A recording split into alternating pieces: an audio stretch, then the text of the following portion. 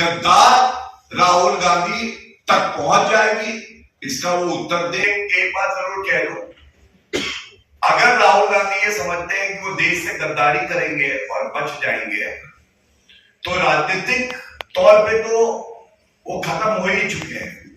लेकिन हो सकता है कि ये तार जो वहां जुड़ रहे हैं अभी जेल की सलाखों के पीछे ना जाना पड़े, क्योंकि कानून के हाथ लंबे भी है और नरेंद्र मोदी जी के नेतृत्व में मजबूत भी है।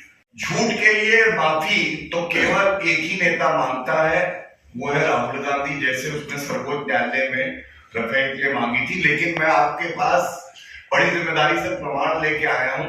इस ट्वीट का अध्ययन राहुल गांधी जो पढ़ते नहीं है उनको करना चाहिए। इसमें क्या लिखा है? इसमें भारत के लिए 21 मिलियन और अमेरिका के राष्ट्रपति का वक्तव्य है। और ये जैसा मैंने आपको बताया DOGE जो उनका डिपार्टमेंट है उसका ट्वीट है, और नीचे बांग्लादेश ने दिया है 29 मिलियन US$ का एड दिया है, ये लिखा हुआ है। अब अगर जो तमाम प्रश्न हमने पूछे हैं उसका उत्तर उनका ये है, तो मैं समझता हूं कि हर चप्पे चप्पे पे लिखा है कि गांधी परिवार, राहुल गांधी, सोनिया गांधी और कांग्रेस पार्टी भारत से गद्दारी कर रही है। 2014 के बाद आप लोगों की सरकार है, 2014 से लेकर अभी तक कितनी पेमेंट आती रही है और कब कब आती रही है, अगर आप उसके बारे में डिटेल।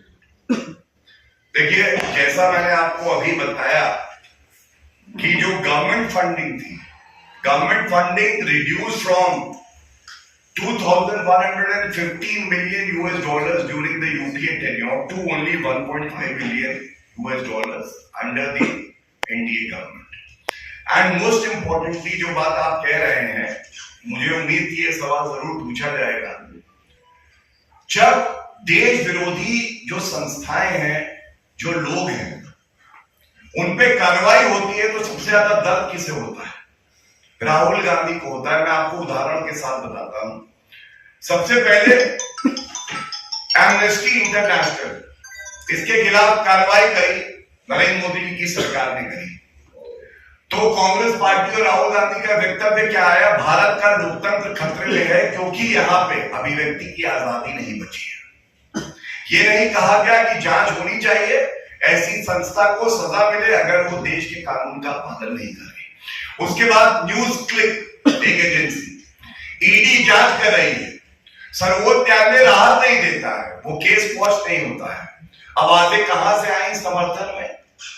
फिर से कांग्रेस पार्टी, उन्होंने कहा कार्रवाई क्यों हो रही है? अभिव्यक्ति की आजादी है कि भारत को कमजोर किया है, उनका तात्पर्य ये था।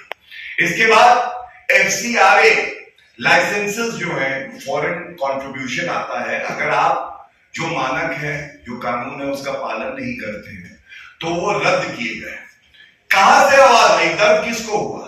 कांग्रेस पार्टी को। उन्होंने कहा ये तो हस्तक्षेप किया जा रहा है लोकतंत्र में, अगर बाहर की एजेंसी रुपया देना चाहती है तो क्यों रोक लग रही है?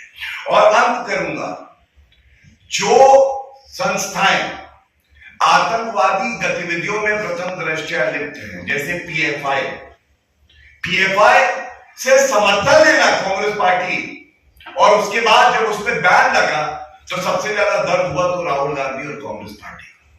तो मैं एक बात बड़ी जिम्मेदारी से कहूंगा कि ये सारे जो मैंने आंकड़े रखे हैं, ये सब सरकारी वेबसाइट्स पे भी हैं, और बड़ी जिम्मेदारी से आंकड़े आपके समक्ष पेश कर रहा हूं। लेकिन जो बड़ा प्रश्न उठता है कि जब इन पे कार्रवाई होती है, और अभी कार्रवाई चल रही होती है, तो इनको कवर फायर देने का काम एक गैर जिम्मेदार, गद्दार, भ्रष्टाचारी, देश विरोधी नेता प्रतिपक्ष राहुल गांधी क्यों करता है? इसी में रहना चाहूंगा। लेकिन एक बात जरूर कह दो, अगर राहुल गांधी ये समझते हैं कि वो देश से गद्दारी करेंगे और बच जाएंगे, तो राजनीतिक तौर पे तो वो खत्म हो ही चुके हैं। लेकिन हो सकता है कि ये तार जो वहां जुड़ रहे हैं अभी जेल की सलाखों के पीछे ना जाना पड़े, क्योंकि कानून के हाथ लंबे भी है और नरेंद्र मोदी जी के नेतृत्व में मजबूत भी है। हर खबर पाइए सीधा अपने मोबाइल पर।